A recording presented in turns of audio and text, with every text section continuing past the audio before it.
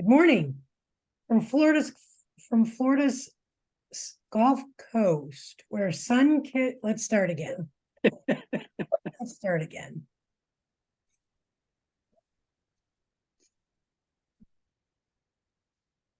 Did you stop recording? Good morning from Florida's Gulf Coast, where sun-kissed waves inspire us. Join us on the enlightening journey. Welcome to Talent Talk and Strategy Stroll, the podcast where we unravel the secrets to unlocking potential through talent optimization, strategy, and business development. I am your co-host, Mary Stockwell, joined by my brother, the Hemingway lookalike, and seasoned business strategist, Tim Stockwell. Good morning, Tim. Oh, good morning, Mary. Nice to see you. Nice, bright, beautiful Florida morning.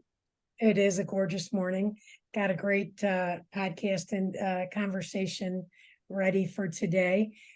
Before we get started on that, wanted to just do a brief recap on our last podcast, Where the Rubber Meets the Road.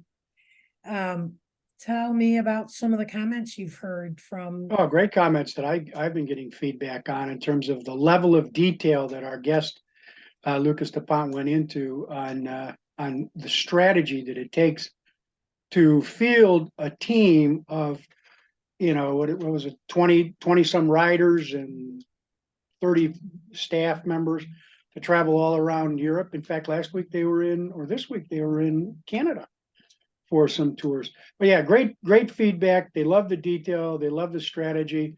They love the intensity of how every day, every rider went through what happened for the day versus what they had planned and what they were going to work on for tomorrow, the logistics of it all. I think a lot of it hit home with a lot of our clients in terms of how important communication is with your employee and your team. How about you?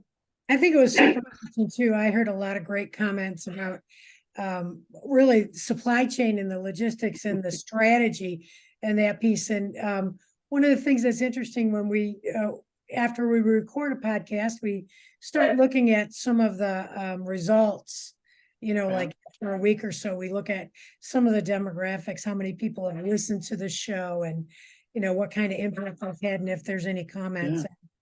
Yeah. It actually changed the demographics of our really short-lived podcast right now, right? But it really brought in a different crowd, a different age group. So it's going to be interesting for our podcast to see how that carries over into the future. Yeah, maybe absolutely. We gain some really great listeners. Yeah, and as we continue to line up guests for future podcasts, we're going to make sure that it's exciting and fun and detailed, so that people can take away some nuggets on how to be better managers, how to understand leadership. How do you know how you're going to grow your team? So I think that kind of starts us into where we are today, isn't it? Absolutely, it does. Today's episode is entitled, it's on the strategic workforce, is entitled Future Proofing Your Organization. But before we get to that, Tim, I wanted to dig a little bit deeper into your background.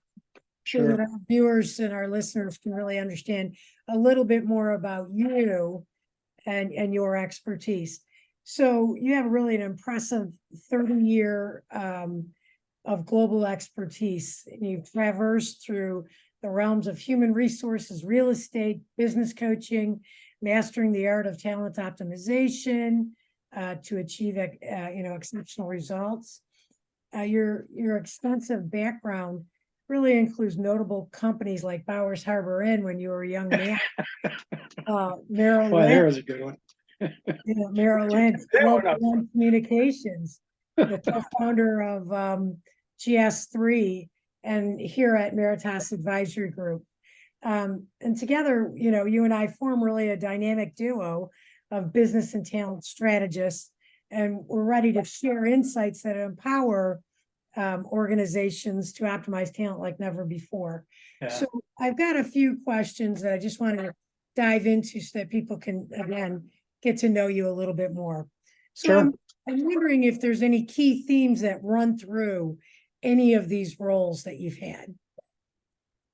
Well, my roles have been so diverse in terms of the relationships is where I was in the organization and how I was able to sort of prove myself as you start growing into your business career.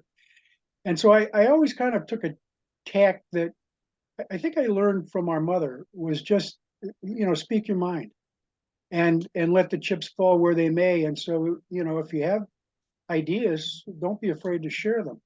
And I think as that occurs, you learn a dynamic of how people with different opinions, different views, different business backgrounds are beneficial to the outcome that you're looking for. So I think that diversity really helps, having different voices at the table, and not simply people that go along, but people who actually challenge the thought process that's occurring at the table where decisions are being made and direction is being set. Excellent. Yeah, and that really came home to roost. I think I talked about this in one of our other podcasts.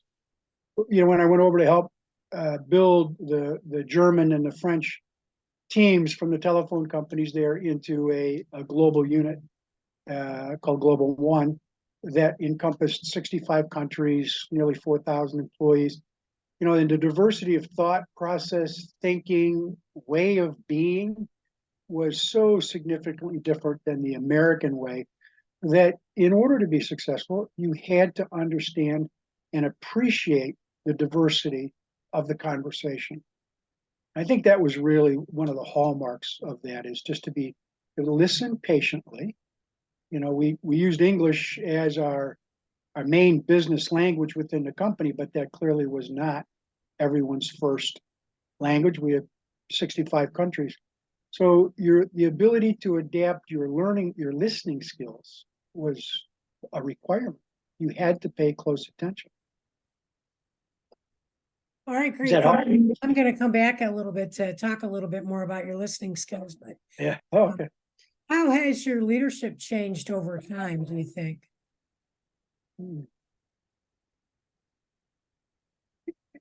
I think finding better ways to express my ideas, and having learned years ago about the ability to create a vision that you can enroll people into accomplishing, and then staying focused on each individual person of the team so that I could understand on a daily basis how enrolled were they in terms of achieving what needed to be done that day.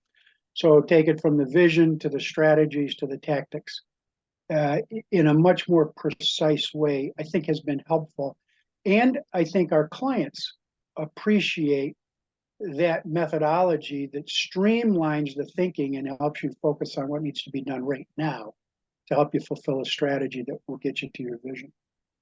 And it's a very helpful methodology. And so I think that's really what has changed. Excellent. And as an advisor and coach, how do your active listening skills play a role? I think that's also a great question, because actively listening is an interesting art where you are actually listening and not preparing your response, and that you have some time to think between the question or the discussion and how you want to be able to respond to it. I think the easiest way, especially in my coaching career, my business coaching, small business coaching, family-owned business coaching, was to understand that the conversation wasn't about me. So I didn't need to worry about how I was going to respond. And oftentimes people respond in defensive ways, but not that at all, but ways to be able to probe questions to get to the heart of what was really missing in that individual's conversation with themselves, that if I could help make present, it would make all the difference in the world to that person and their business. And I think that's where the success comes from, is to be able to understand that and unlock them, not you. Does that make sense? Great point. And unlock them and not you. I love that. What do you love about working with Meritas clients? Well, I just think the enthusiasm that they have once they understand the usefulness of being able to plan your team, identifying the individual strengths, How do you play to those strengths of the individual? How you actually build a team that's cohesive in nature and that you can create adaptations for different projects.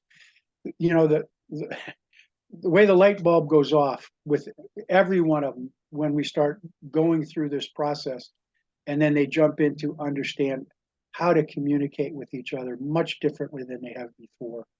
And you actually see an acceleration of them achieving the goals that they have, and or just creating a cohesive team that they never had before.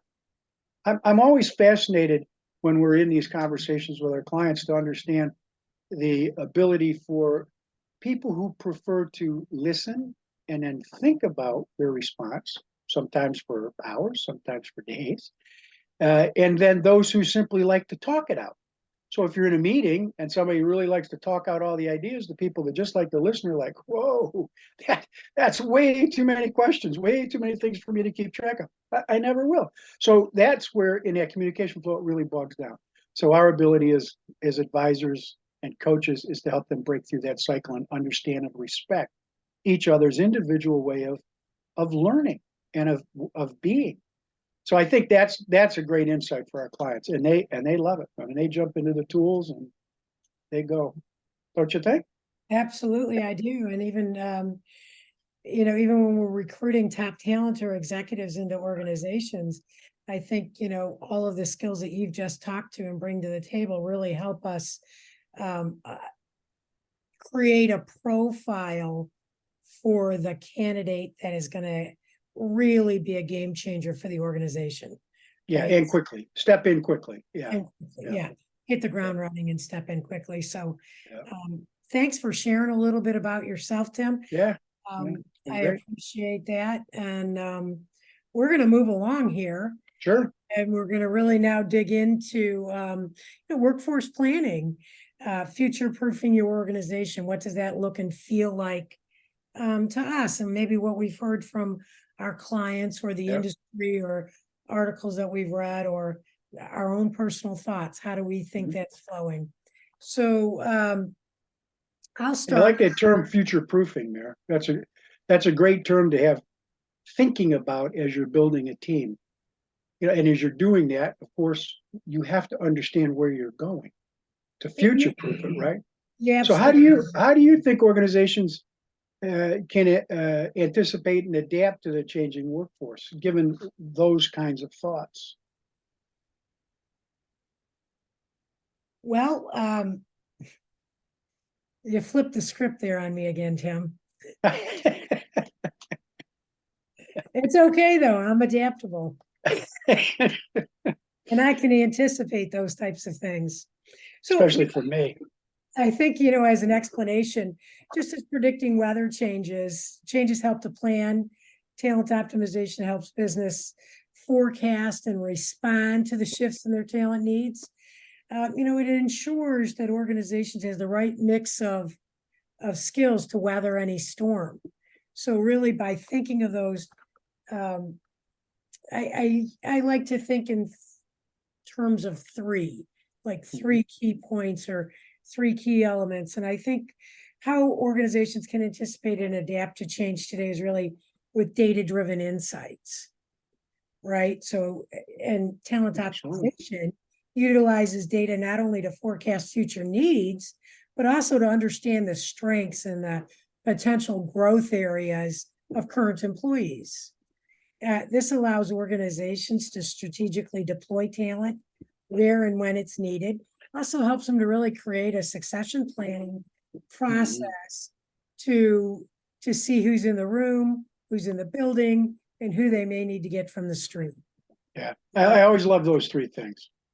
Absolutely. Who's in a room, who's in a building, and who's on the street. You can say those three things to anybody and they get it. They understand, oh, I get it. That makes sense to me. Again, my second point, I think, is training for versatility. When you understand people's key strengths, you're allowed to really grow that talent in different areas that they have an ability to stretch into, right? So part of talent optimization involves training employees to be adaptive, right? So Mhm. this means they can quickly acquire new skills when the business landscape shifts, contributing to a workforce that is resilient and prepared. Yeah, that makes a lot of sense. And you have to be able to do that. Um, and have you got examples of how some of our clients have done that? What's been a real strategic element of that part of it that where they've actually been able to perhaps for the first time anticipate where they're going to go? Well, I think that it happens pretty routinely. It's like an aha moment when you start designing teams, right? Yeah, It's yeah, uh it's wow, okay, I didn't yeah, anticipate. But you can also see other people in the organization that they may not, as a leader, may not have had that in their mind that that individual could really succeed in that role, but yet from a behavioral tendency or a cognitive standpoint, they're clearly capable of moving into other roles. yeah. Absolutely. I think the other thing that some of these tools allow you to be able to do is to understand and be a bit more compassionate if you're asking people to contribute in ways that's not part of their sort of normal behavioral pattern. So you can just be a little bit more compassionate and understanding and perhaps give a little longer lead time or Yeah, those exactly. kind of things. Does that make sense? Yeah. Yeah, and my third point really was something that we just kind of touched about was the holistic succession planning, Mhm. right? So talent optimization goes well beyond the immediate needs. Yeah, It I agree. helps identify employees with leadership potential, creating a pipeline of future leaders who can guide the organization through change and growth. These leaders may not have been identified in the past. That's right. All of a sudden, you could have a new pipeline that you're ready to grow, Yeah, yeah, right? great points. Mhm. So I got a question for you, Tim. Sure. Why is strategic workforce planning crucial for the long-term success of a business? Well, you always have to have the right people in the right seat, right, with the right thinking process to get you where you need to be. Our goal, and I think what one of some of the things our clients appreciate is our ability to accelerate that process. So, and I think again, a starting point for people to understand the strategic needs that they have from a workforce is how are you describing your jobs? What jobs are you really looking for to fill both right now so that you can match up whether the individuals in those roles are really naturally uh, tending to those kinds of things, or whether you really got to start to shuffle and look for other places. But the job description is really critical. And again, we come back and we say it over and over and over again. Most job descriptions are cut and paste. And you need to have a strategic vision about how you prepare job descriptions. So I think that's how you get on that road of creatively and strategically planning your workforce and looking at how you can build teams that address your needs and it can accelerate the business results based on your strategy and your vision. I think that's perfect. And we have tools that help with that. We have a job ad analyzer that really helps to in the attracting the right candidates to your roles.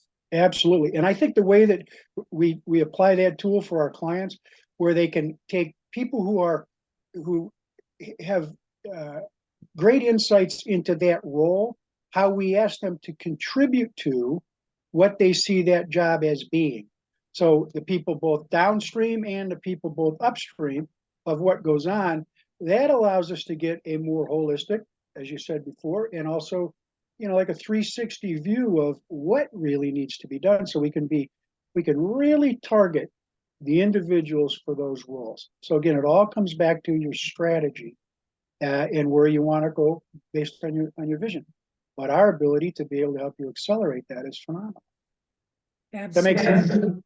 Yep, it does. So, Not so only as does we it make talk about sense, that, it what's that? helps not only does it make sense, it helps to accelerate our client's business. Absolutely. So it makes way more than just sense. Yeah. So a lot of those tools we use, our technology platform that we have. So, Mayor, how do you think that technology plays? What kind of role does it play in workforce planning? It's a great question, and I love technology. Yes, I know. It's right in my wheelhouse, so I think it It's acts as a and not smart. in mine, so grateful, it's not in my wheelhouse, so I'm grateful that you're there. I think technology acts as a smart assistant in talent Oh, optimization.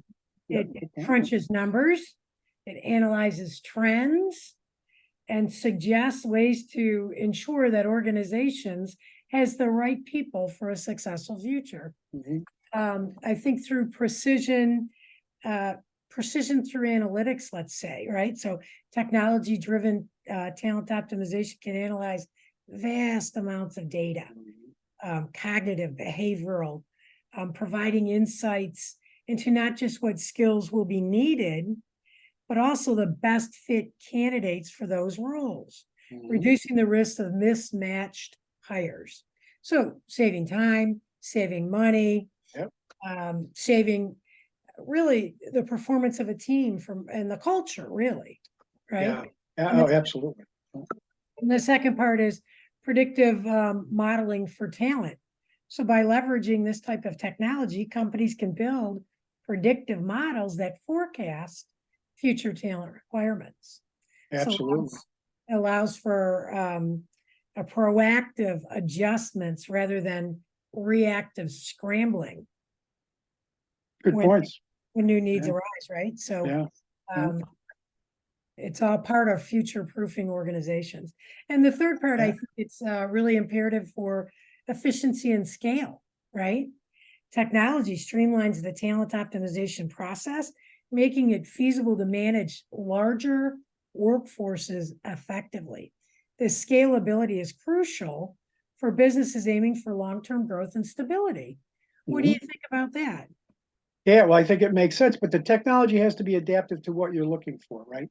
So technology just for the sake of technology, right? We've seen that over and over again.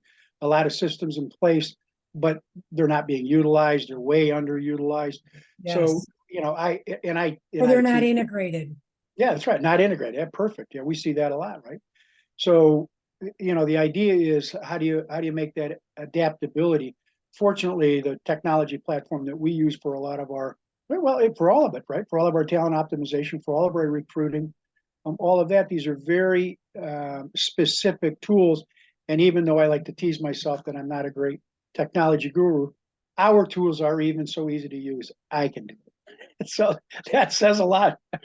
So I'd say don't be afraid. Don't be afraid of technology and to take a look at systems that you can be integrated and you can use and are simple to use. And in fact, for our clients, right, we have as part of our platform, we have a whole learn section for those individuals to be able to learn what they're doing or how to advance, how do you create leadership skills, how do you build better skills in terms of interpersonal relationships and all of it. I mean, it's a whole host of things that we use, all technology based, but all simple to use and right there at their fingertips to be able to use.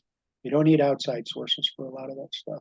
I'm fascinated by them. Is that courses and certifications? Mhm. That's right. Oh, Yeah. that's outstanding. And more. And for example, it gives you the adaptability for a manager to have uh, individualized conversations with their employees based on what the manager is going to do and what the employee is going to do. And it's all built there based on their natural behavioral tendencies. So it's a very, very good tool for people to be able to use to get the best out of employees. And they're happy because they're being treated and talked to and expectations set based on their natural abilities.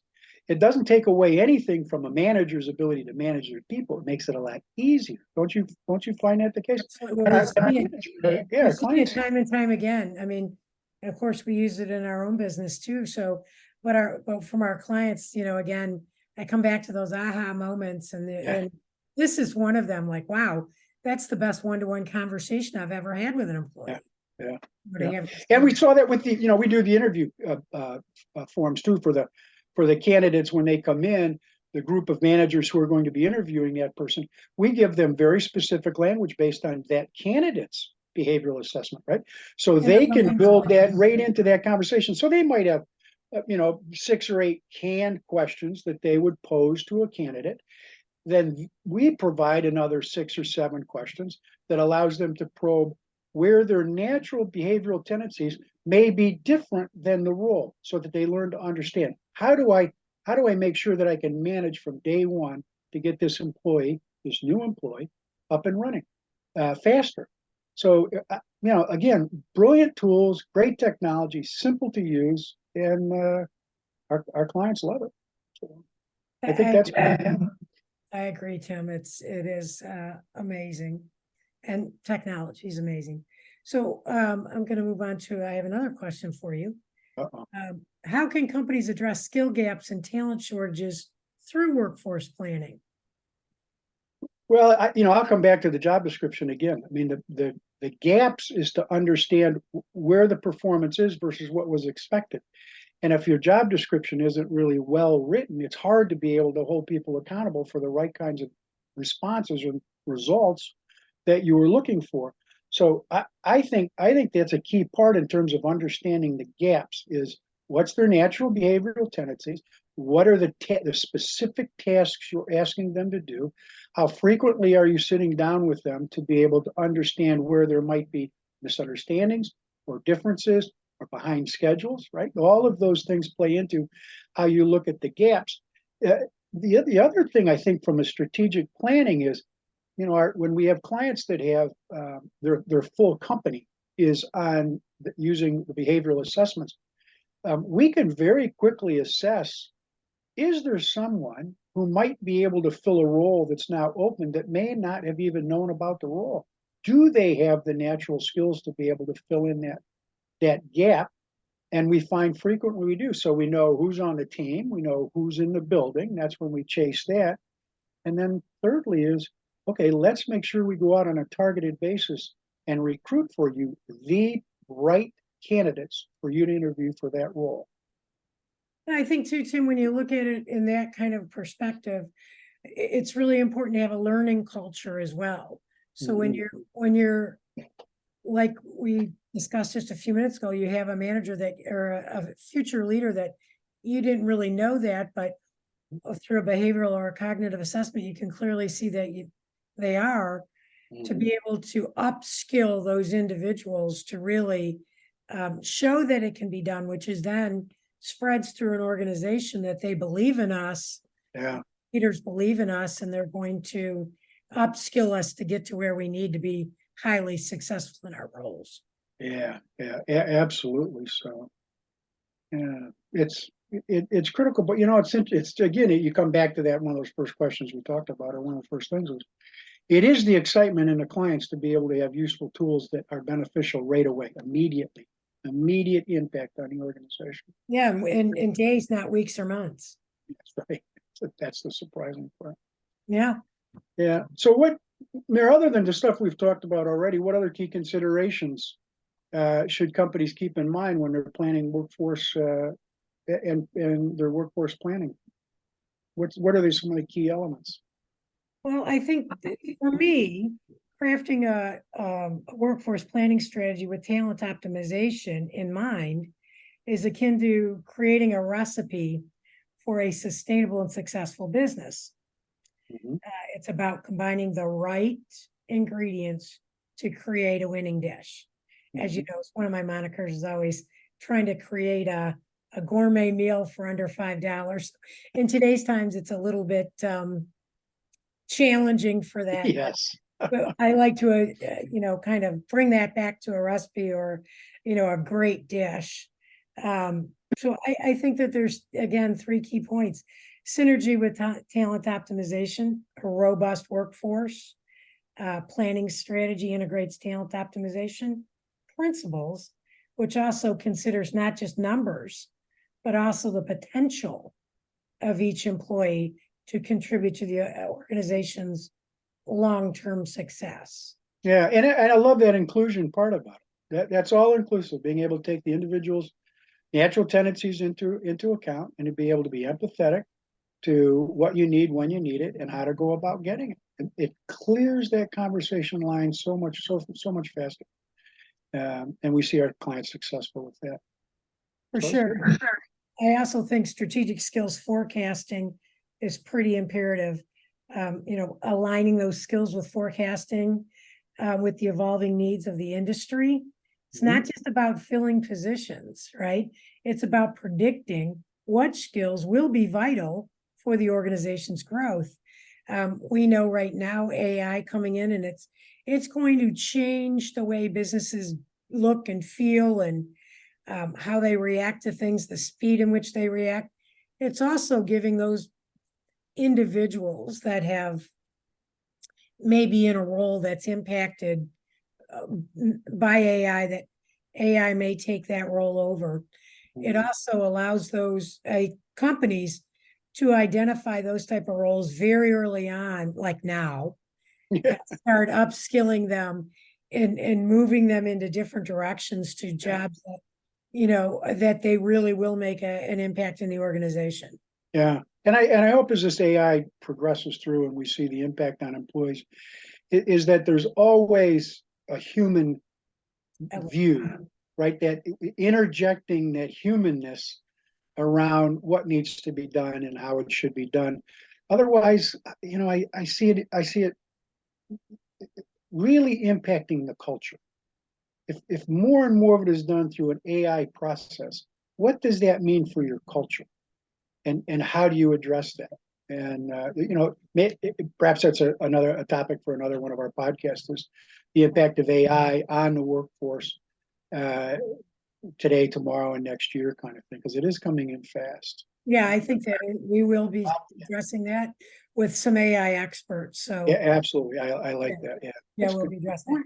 We got. And my third point right there is the adaptability and innovation, right? So talent optimization's focused workforce planning isn't rigid. It accounts for change and innovation, accommodating shifts in technology, market trends, and business strategies to ensure the organization remains relevant and prosperous. So all of those things combined really are kind of paramount to future-proofing organizations. I agree. We touched on AI. It is going to be a big player, and organizations around the world are grappling with that, or if they haven't started, they will in the future be really grappling about that and embracing AI for all of the things that it can do, and at the same time figuring it out in a holistic and humanistic manner, how to engage those displaced workers and bring them into an area in which they can really be highly upskilled or functional in new types of organizations. Yeah, absolutely. Well, Tim, I think this has been a really great discussion. Is there anything else that you'd like to add today? No, I think it's this was a good session, Mary, and I appreciate it. Thank you. We think we're good. I'm curious to see the reaction as we normally get to our podcast and some of the things that we've talked about. And I'm encouraging anybody to reach out to us if you want to make a comment, talk about it. If you think you'd be a great guest on our podcast, perhaps somebody out there is listening is a great AI specialist, and we'd really appreciate those. We're also open to other individuals who want to talk about talent optimization and the impact it could have on them, workforce planning. Hit us up. Mary and I are available anytime. Well, anytime we're not at the beach or I'm underwater. Or with what? Or with our clients. Oh yeah, the clients. So today's episode of Talent Talk and Strategy Stroll is sponsored by our Meritas Leadership Academy. Meritas Leadership Academy offers a range of programs designed to develop and enhance various leadership skills. Some of the types of programs that contribute to our Leadership Academy include leadership development programs, including leadership at scale, executive coaching, team building and collaboration workshops, innovation and change management, global leadership and cultural intelligence, networking and mentoring, and others. We can also customize leadership programs to fit your individual needs for your organization. Thank you for joining us for today's episode of Future Proofing Your Organization. You can download this episode wherever you get your podcasts of Talent the Talent Talk and Strategy Stroll. Our preferred provider is Spotify, but you can download them on any podcast host that you're familiar with. If you like us, please follow us and engage with us and share with your friends. Thank you for joining us. Have a day filled with sunshine. Hey, Tim, have a great day. Talk Thanks. soon. I'll see you on the beach. See you on the beach. Bye-bye. Bye-bye.